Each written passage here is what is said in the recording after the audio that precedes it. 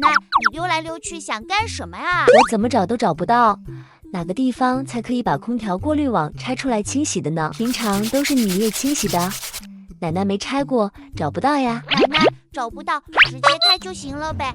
最怕是坏了才不能开，哎，真凉爽啊！啊，这确实很爽的。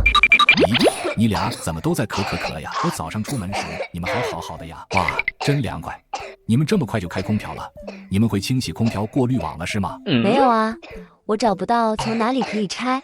小赛怕热，雪糕都吃上了，直接就开。怪不得你们都渴了。洗滤网，你们看看，好恶心啊！这盘水都全黑了。当然了，长时间没清洗过的滤网不但只很多灰尘，而且里面全是细菌和螨虫，会令人感到不舒服或咳嗽。你们不应该在没清洗前就交替开，现在都在咳了吧？所以使用前必须清理干净才能使用的，你们记住了吗？记住了。来吧，我带你们去看医生。